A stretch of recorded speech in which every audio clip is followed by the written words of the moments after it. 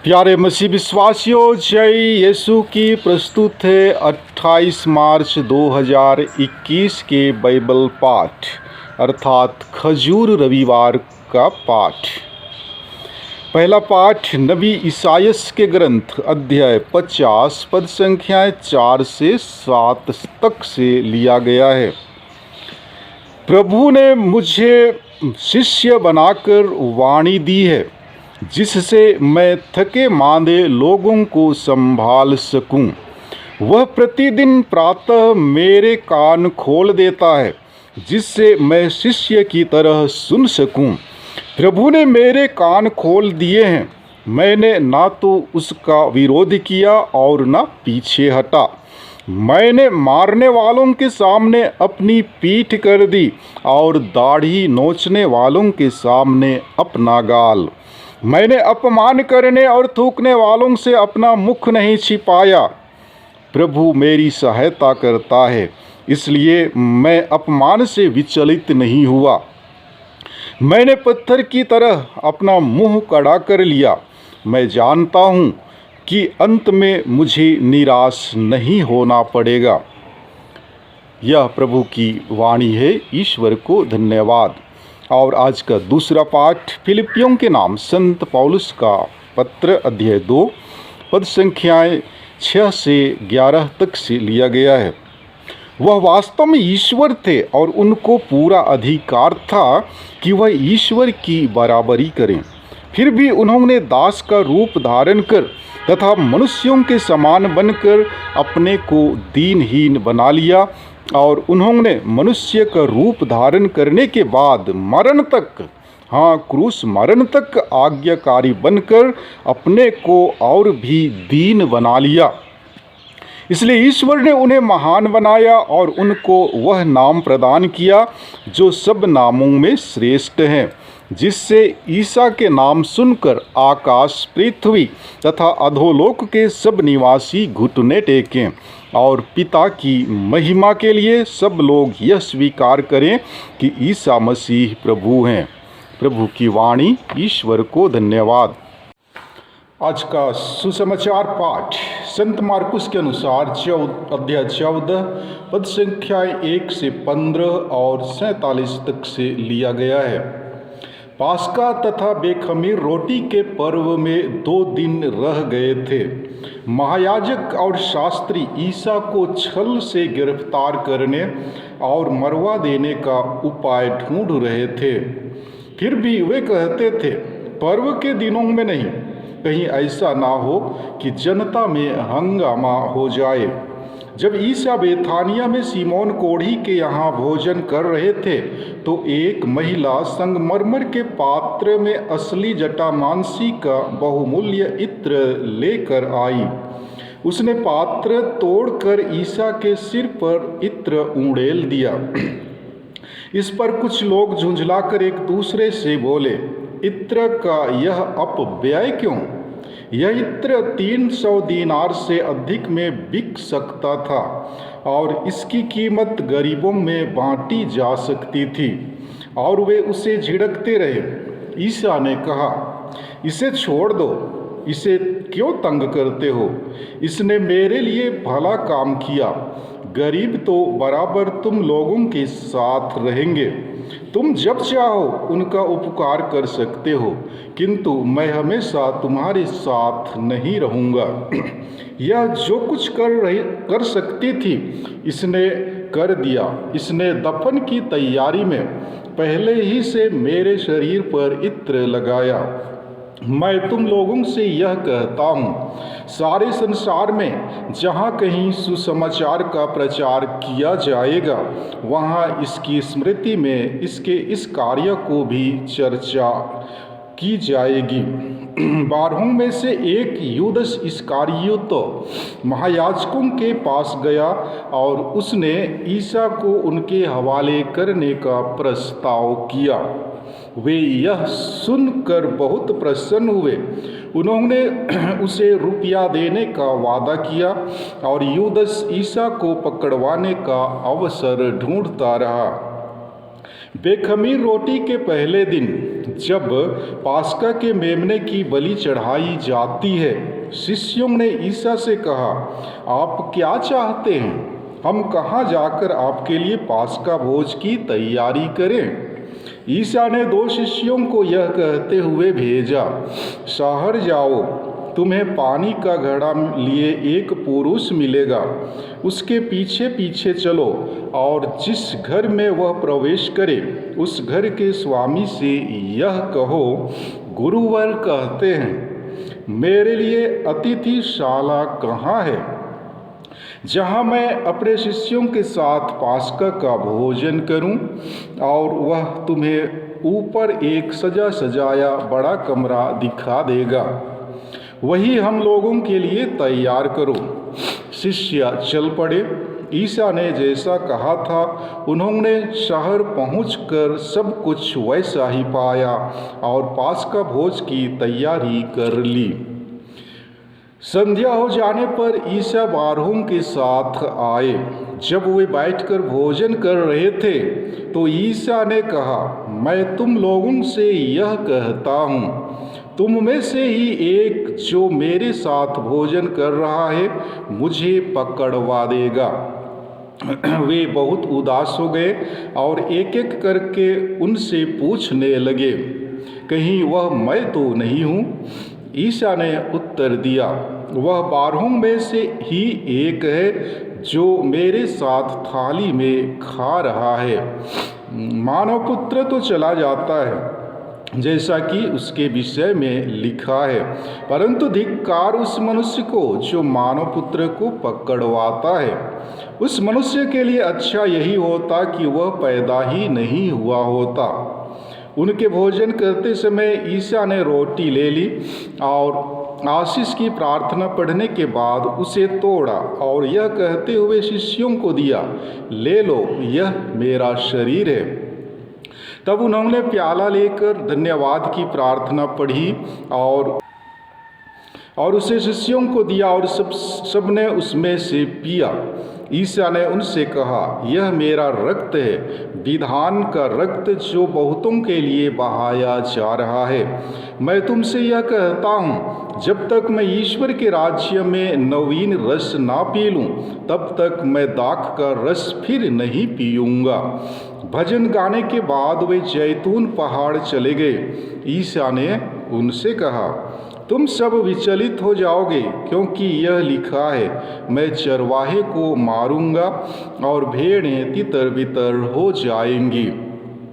किंतु अपने पुनरुत्थान के बाद मैं तुम लोगों से पहले गलीलिया जाऊंगा। इस पर पेतरुस ने कहा, चाहे सभी विचलित हो जाएं, किंतु मैं विचलित नहीं होऊंगा। ईसा ने उत्तर दिया, मैं तुमसे यह कहता हूँ, आज इसी रात को मुर्गे के 2 बार बांग देने से पहले ही तुम मुझे 3 बार अस्वीकार करोगे। किंतु वह और भी जोर से कहता जाता था, मुझे आपके साथ चाहे मरना ही क्यों ना पड़े, मैं आपको कभी अस्वीकार नहीं करूँगा। और सभी शिष्य यही कहते थे।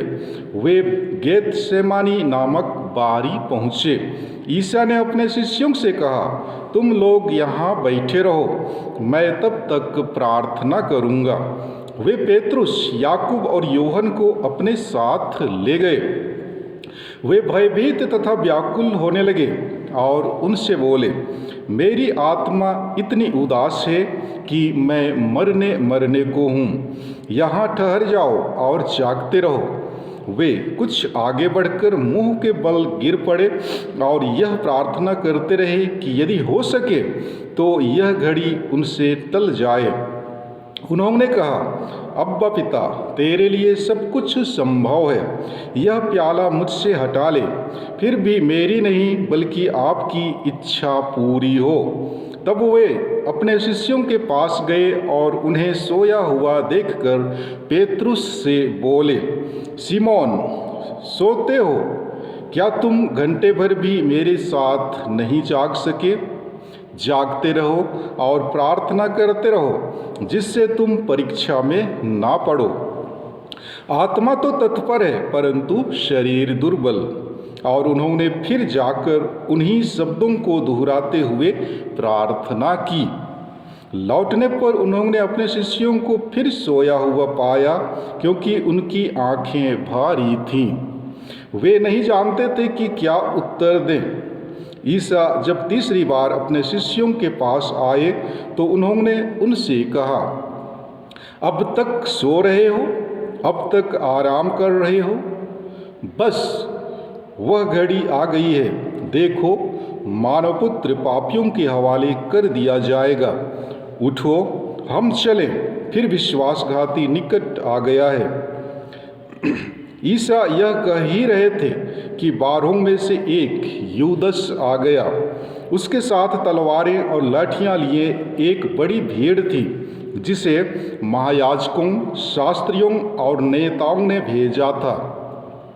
विश्वासघाती ने उन्हें यह कहते हुए संकेत दिया था, मैं जिसका चुंबन करूंगा वही है, उसी को पकड़ना और सावधानी से ले जाना। उसने सीधे ईसा के पास आकर कहा, गुरुवर, और उनका चुंबन किया। तब लोगों ने ईसा को पकड़कर गिरफ्तार कर लिया। इस पर ईसा के साथियों में से एक ने अपनी तलवार खींच ली और प्रधान याजक के नौकर का कान उड़ा दिया। ईसा ने भीड़ से कहा, क्या तुम लोग मुझे डाकू समझते हो, जो तलवारें और लाठियां लेकर मुझे पकड़ने आए हो? मैं तो प्रतिदिन तुम्हारे सामने मंदिर में शिक्षा दिया करता था, फिर भी तुमने मुझे गिरफ्तार नहीं किया।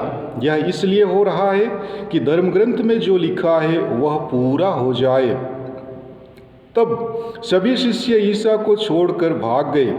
एक युवक अपने नंगे बदन पर चादर ओढ़े ईसा के पीछे हो लिया। भीड़ ने उसे पकड़ लिया, किंतु वह चादर छोड़कर नंगा ही भाग गया।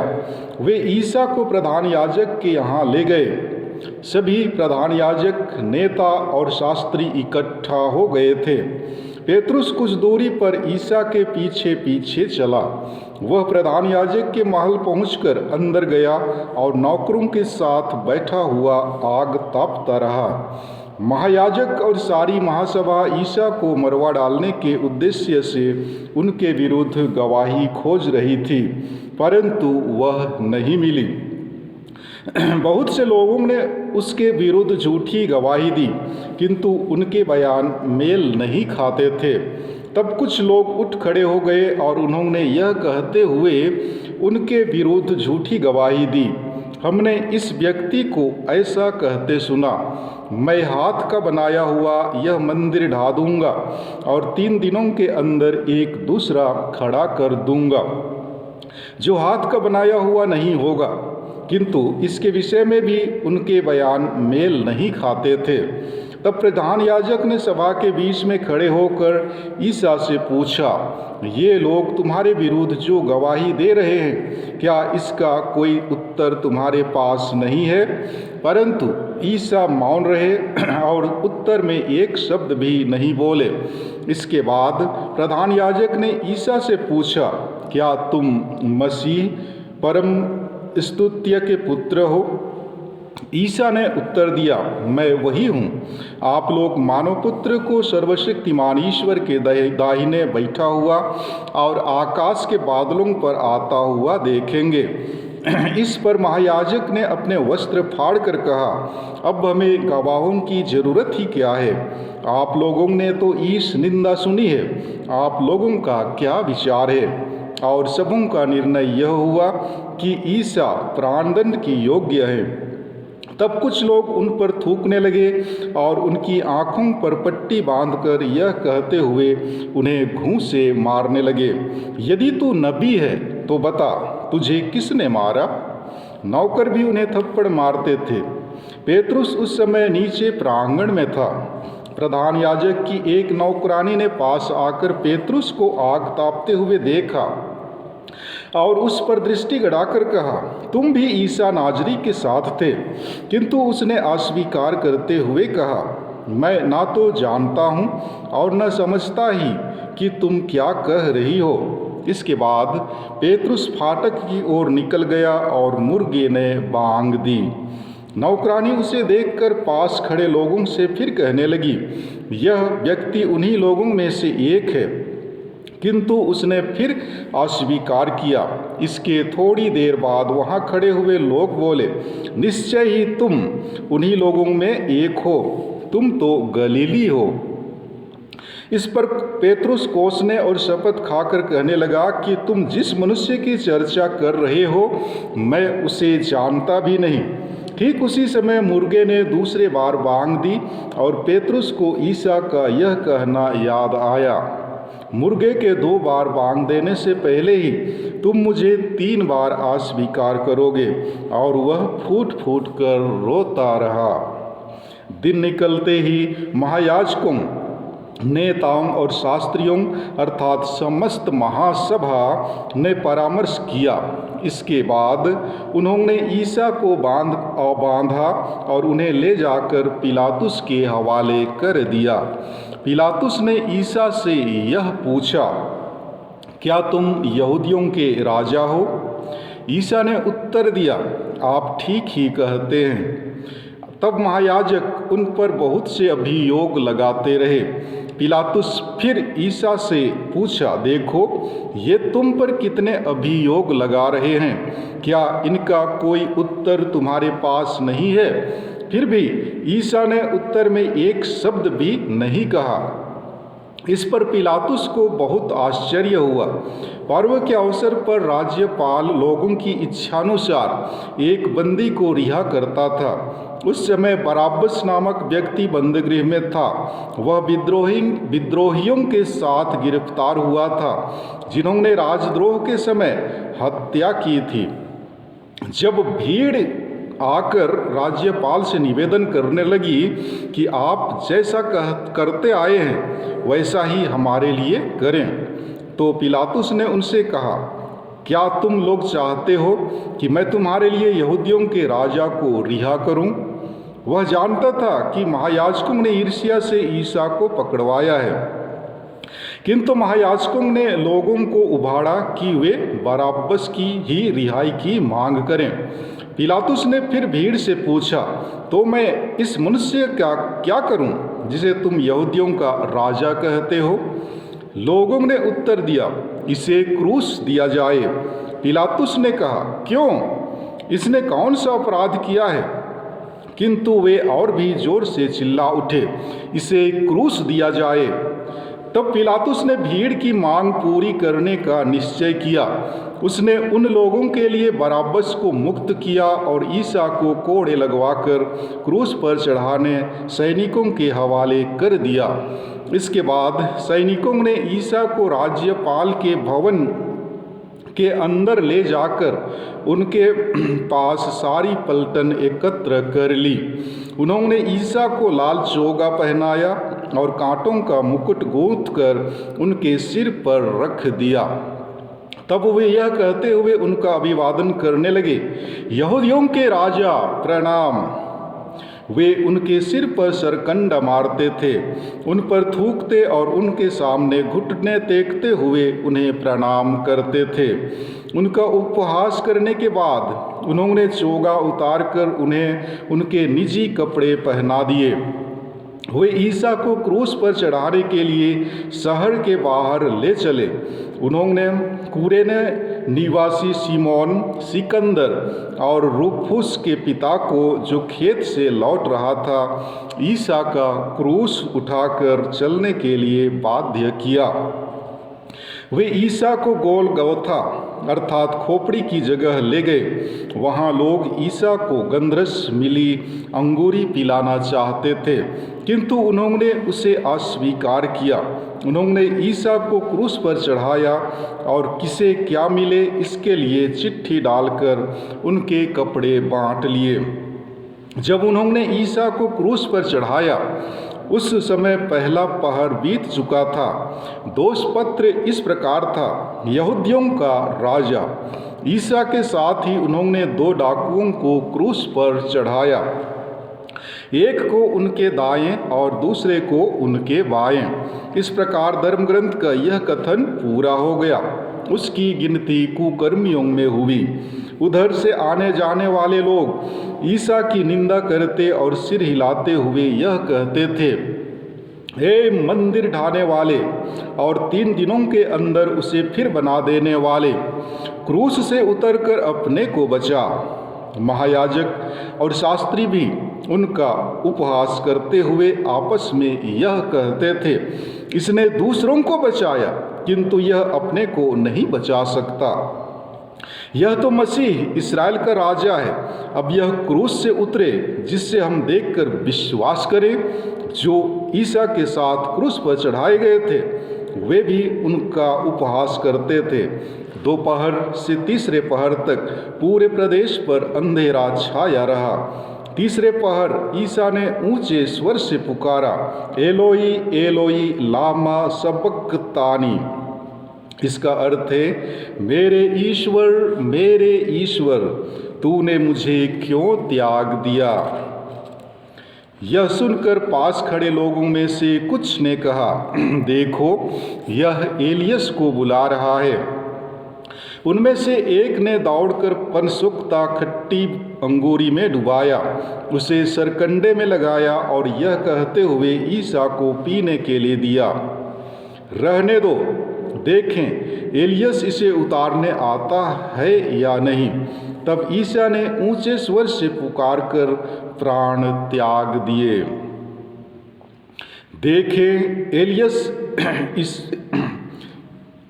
मंदिर का पर्दा ऊपर से नीचे तक फटकर 2 टुकड़े हो गया। शतपति ईसा के सामने खड़ा था। वह उन्हें इस प्रकार प्राण त्यागते देखकर बोल उठा, निश्चय ही यह मनुष्य ईश्वर का पुत्र था। वहाँ कुछ नारियां भी दूर से देख रही थी। उनमें मरियम मगदलेना, छोटे याकूब और यूसुफ की माता मरियम और सलूमे थीं। जब ईसा गलीलिया में थे वे उनके साथ रहकर उनकी सेवा परिचर्या करती थीं। बहुत सी अन्य नारियां भी थीं जो उनके साथ यरूशलेम आई थीं। अब संध्या हो गई थी। उस दिन शुक्रवार था, अर्थात विश्राम दिवस के पहले का दिन। इसलिए अरिमथिया का यूसुफ, महासभा का एक सम्मानित सदस्य जो ईश्वर के राज्य की प्रतीक्षा में था, आया। वह निर्भय होकर पिलातुस के यहाँ गया और उसने ईसा का शव मांगा। पिलातुस को आश्चर्य हुआ कि वह इतने शीघ्र मर गए हैं। उसने शतपति को बुलाकर पूछा कि क्या वे मर चुके हैं, और शतपति से इसकी सूचना पाकर यूसुफ को शव दिलवाया। यूसुफ ने छालती का कफन खरीदा और ईसा को क्रूस से उतारा। उसने उन्हें कफन में लपेटकर चट्टान में खोदी हुई कब्र में रख दिया और कब्र के द्वार पर एक पत्थर लुढ़का दिया। मरियम मगदलेना और यूसुफ की माता मरियम यह देख रही थी कि ईसा कहाँ रखे गए हैं। प्रभु का सुसमाचार। हे ख्रीस्त, तेरी स्तुति हो। प्यारे मसीह विश्वासियों, आज हम लोग खजूर रविवार मना रहे। सवाल उठता है, हम खजूर रविवार क्यों मनाते हैं? इसलिए क्योंकि खजूर रविवार के द्वारा माता कलीसिया सभी विश्वासियों को प्रभु यीशु ख्रीस्त के दुख और मृत्यु के बारे में गंभीरता से मनन चिंतन करने का आह्वान करती है, तथा आज ही हम पूजन वर्ष का सबसे महत्वपूर्ण समय का शुभारंभ करते हैं। हम इस रविवार को पुण्य सप्ताह पुकारते हैं। क्योंकि यह सप्ताह हमारे पवित्र जीवन के लिए अति महत्वपूर्ण है। आज पवित्र सप्ताह का प्रथम दिन है और यह चालीसा की चरम सीमा है। पवित्र सप्ताह यानी यीशु के अंतिम क्षणों का अति महत्वपूर्ण जीवन, जहां यीशु मानव जाति की मुक्ति के लिए अपने जीवन का बलिदान करते हैं। और आज का सुसमाचार की शुरुआत इस प्रकार से है। पास्का तथा बेखमीर रोटी के पर्व में 2 दिन रह गए थे। यहाँ पर पास्का पर्व के बारे में जिक्र किया गया है। पास्का पर्व इस्राएलियों का सबसे बड़ा पर्व था, क्योंकि पास्का पर्व के शुभावसर पर वे मिस्र की दासता से मुक्ति को याद किया करते थे। यदि हम निर्गमन ग्रंथ अध्याय 13 पद संख्याएं 3 से 9 तक पढ़ेंगे तो हमें ज्ञात होगा कि मूसा ने यह कहते हुए लोगों से कहा था, यह दिन स्मरण रखना, इसी दिन तुम अपनी दासता के घर से मिस्र देश से निकलकर बाहर आए हो, क्योंकि प्रभु ने अपने बाहुबल से तुम्हें उस स्थान से बाहर निकाला है। और मूसा ने इस्राएलियों से यह भी कहा, इस दिन तुम लोग अपने अपने पुत्रों को इस प्रकार समझाओगे, जिस दिन मैं मिस्र से बाहर आया, प्रभु ने मेरे लिए जो कार्य किया उसके स्मृति के लिए पास्का पर्व मनाया जाता है। जी हाँ, पास्का इस्राएलियों के मिस्र देश से पलायन करने के पहले जो मेमने का रक्त दरवाजे के चौखट पर लगाया गया और पहलौठे को मौत से बचाए जाने की यादगारी है। यह घटना यीशु क्रिस्त के क्रूस पर से किए गए कार्यों की ओर भी इंगित करता है। निर्दोष मेमने के रक्त की तरह ही उनका रक्त भी लोगों के पापों के कारण उनकी मृत्यु से बचाने के लिए क्रूस पर से बहाया जाएगा। प्यारे मसीह विश्वासियों, यीशु के शिष्य एवं अन्य लोग यह समझ रहे थे कि यीशु यरूशलेम में राजा बनेंगे और समस्त इस्राएल का उद्धार करेंगे। एक राजा के रूप में सभी शत्रुओं को पराजित कर राजा दाऊद की तरह न्याय और शांति का राज्य स्थापित करेंगे। लेकिन लोगों के सोच के विपरीत होता है। संत मत्ती के सुसमाचार अध्याय 21 पद संख्या 5 में हम पढ़ते हैं, जहां कहा गया है, वह विनम्र है, वह गधे के बछड़े पर, लद्दू जानवर के बच्चे पर सवार है। प्यारे मसीह विश्वासियों, आमतौर पर देखा जाए तो जब कोई नेता लोग विजयी जुलूस में भाग लेते थे या जुलूस निकालते थे तो हाथी घोड़े पर सवार होकर राजसी ठाठ बाट के साथ जाते थे। और यदि हम इस युग की बात करें तो नेतागण अपनी विजयी जुलूस महंगे से महंगे कारों में किया करते हैं। लेकिन यरूशलेम की जो घटना घटी थी, सब कुछ उल्टा था। यीशु गधे पर सवार होकर निकले। यह उनकी विनम्रता ही था, परंतु बहुत ही कम लोगों ने उनकी इस विनम्रता को पहचाना। इसी कारण उस भीड़ में शामिल लोगों ने उनकी जय जयकार की थी। और जिन लोगों ने उनकी जय जयकार की थी, बाद में उनके विरुद्ध उन्हीं लोगों ने आवाज भी उठाई। उनकी विनम्रता का जिक्र संत पौलुस ने फिलिपियों के नाम पत्र में किया है। हम भी उनके समान विनम्र बनने का प्रयास करें और इस चालीसे के अंतिम पड़ाव में अपना सारा ध्यान प्रार्थना, त्याग, तपस्या द्वारा उनकी प्रशंसा एवं जय जयकार करने में बिताएं। प्यारे मसीह विश्वासियों, जैसे कि मैंने पहले कहा कि आज से हम पूरे पूजन वर्ष का सबसे महत्वपूर्ण समय प्रारंभ कर रहे हैं, क्योंकि आज चालीसे काल के अंतिम पड़ाव में प्रवेश की याद कर रहे हैं। आज पवित्र सप्ताह का दिन है। पवित्र सप्ताह का मतलब यीशु के जीवन के अंतिम दिनों के अति महत्वपूर्ण क्षणों का सप्ताह। पवित्र सप्ताह का मतलब यीशु के बलिदान अथवा आज्ञाकारिता का सबसे उत्तम उदाहरण का सप्ताह। और पवित्र सप्ताह का मतलब यह भी है, यीशु ने अपने प्रेम से चालीसे के इस सप्ताह के हर एक दिन को प्रेम से भर दिया और हमसे आग्रह करते हैं कि इस सप्ताह उसके और सिर्फ उसके प्यार में डूब जाएं। पवित्र सप्ताह का मतलब यह भी है कि क्या हम इस सप्ताह को पवित्र रखने जा रहे हैं। हे पिता, हमारे प्रार्थना में हम कहते हैं, तेरा नाम पवित्र किया जाए। इस सप्ताह प्रयत्न करें कि हम दूसरों को नहीं परंतु अपने आप को पवित्र रखें। ईश्वर के द्वारा दिए गए हर क्षण को हम पवित्रता से बिताएं, क्योंकि यह पुण्य सप्ताह है। यदि हम इस पुण्य सप्ताह में उनकी शिक्षा के अनुरूप जीवन यापन करते हैं, अपने बैरियों को क्षमा कर अपने पापों के लिए प्रायश्चित करते हैं, अपने हृदय के अंतरतम में जो ईर्ष्या एवं द्वेष की भावना भरी है उसे समाप्त कर सदैव दूसरों की भलाई का सोचेंगे तथा दूसरों की भलाई के लिए ईश्वर से दुआ करेंगे, तो मैं वादा करता हूं ईश्वर आपके जीवन में खुशियां उड़ेलेंगे। जी हाँ प्यारे मसीह विश्वासियों, भले ही आपने चालीसा काल के 5 सप्ताहों को ठीक ढंग से नहीं बिताया हो, भले ही आपने चालीसा काल के नियम के अनुसार जीवन यापन नहीं किया हो, लेकिन यदि आप अपने कमजोरियों को प्रभु के समक्ष समर्पित करते हैं और पश्चातापी हृदय के साथ प्रभु के पास आते हैं, तो प्रभु आपको हर प्रकार के पापों से मुक्त कर आपको नव जीवन प्रदान करेंगे।